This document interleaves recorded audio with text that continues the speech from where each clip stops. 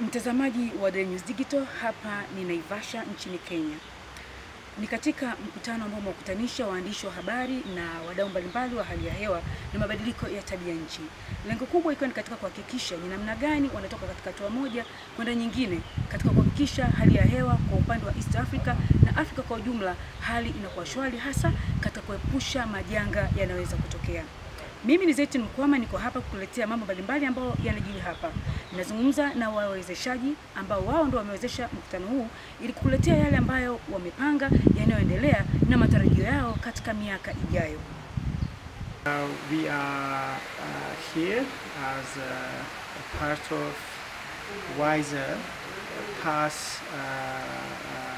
PASS is Pan-African Seasonal Strengthening, a project which focuses on improving the production of climate information at a seasonal time scale, and not only the production but also dissemination of climate information, communication, and also reaching to the last miles.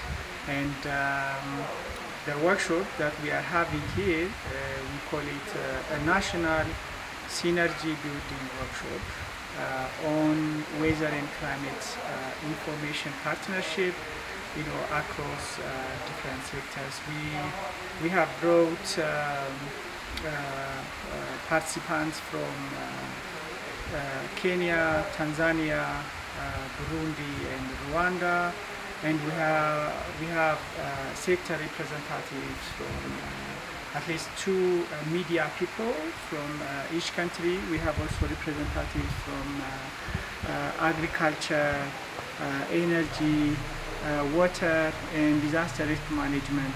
So the main objective of this workshop is that different sectors partner with media at a national level, so that the weather and climate information generated from ICPAC, also the national meteorological agencies, are disseminated and communicated to the public, what we call the last miles, to ensure that our media people, our journalists, not only at a national level, but also the people who are operating, FM radios or community radios, are aware of the basics of the climate change, so that they would be able to communicate climate information to the public.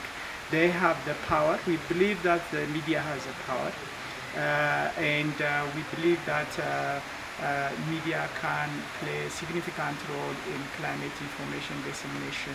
That is really a bigger challenge. As you know, our region is one of the hotspots on the climate extremes. We have been facing droughts and floodings, and the most recent drought, for example, in East Africa from 2020 all the way 2022, affected our socio-economy and livelihood. We have lost, even according to some statistics, we lost 10 million of livestock, worth of $2 billion. So you can imagine the economic implication of these climate extremes. And with the change in climate, those extremes, the intensity and the frequency of those extremes are growing. And climate information is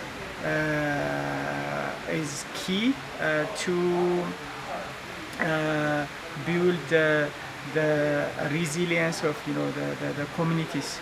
We are expecting more countries to adopt this approach as a way of ensuring that children are involved throughout, by making sure that they prepare information on climate change, on weather and information services which is child-friendly, to make sure that children and young people are able to understand. as we see most of the times, the meteorological department, hydraulic departments always produce information that is very technical. For instance, they will say you are expecting normal to above normal rain, but how is that interpreted? To make sure that children are involved in anticipatory action in terms of, for instance, if there are droughts that is expected, what will impact on their lives, and how do they prepare, by making sure that they have messages that they can share with other children, with their parents, but also working in a multi-sectoral kind of response, like what is the role of the Ministry of Agriculture, of Agriculture Department, or education, to make sure that children are informed about an impending alert, so that then they can know if, for instance, if there will be flooding, like children then can know, like how do they are prepared, ensuring that they are not crossing the rivers or crossing the small lakes. You know, when the disaster is supposed to happen, they have that information that helps them to prepare. For instance, if there are anticipated heavy rains, then you are told, for instance, do not go. You have risks that will come your way if you go.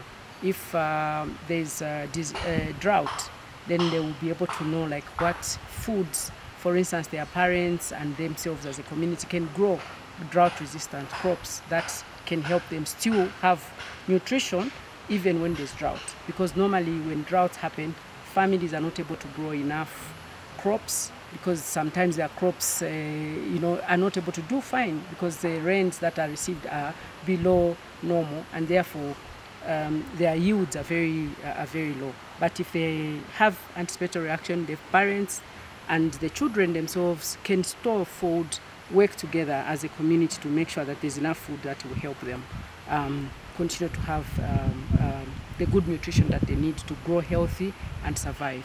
In terms of school, it is very important then to ensure that if schools are informed and children themselves are given those alerts in a child-friendly way, then they'll be able to know how, working together in a multi-sectoral way, children can have access to food even when there's drought.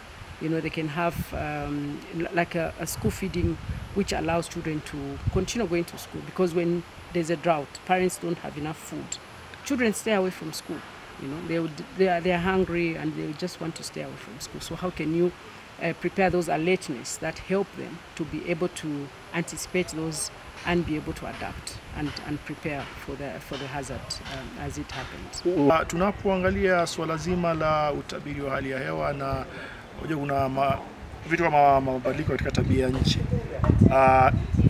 inaitia wama mikakati iwekwe kabambe ya mashirikiano katika sekta mbalimbali, ili wale tunaoita end users waweze kupata taarifa ambazo zitawafaa zaidi kukabiliana na haya mabadiliko katika hali ya hewa na swala zima la utabiri. Sababu dunia inabadilika, kwamba unapoangalia kitambo na sasa hivi jinsi kuna mabadiliko katika hali ya anga, kuna vitu ambavyo vinajitokeza kwamba kwa ulimwengu wa sasa kuhusiana na utabiri wa hali ya hewa, ambao inakuwa muhimu kabisa katika watu wa sekta mbalimbali kushirikiana, ili taarifa ambazo zinakwenda kule nje zinakuwa za kuaminika na za kumsaidia yule mdau ambaye anatumia hizo taarifa, jinsi atakabiliana na haya masuala. Sasa wapo wanapata taarifa za habari, wengine wanaziamini, wengine hawaziamini, na wako wanaozitumia tu kusikia. Pengine nini unawaeleza sasa? Mikakati inakuwa bora zaidi kama wanahabari, hususan ningependa kuwazungumzia kwamba inakuwa bora zaidi kudhibiti taarifa, na katika washa kama hizi ndivyo tunaangalia, je, ni mbinu gani ambazo tutadhibiti taarifa ambazo tunazitoa kule nje.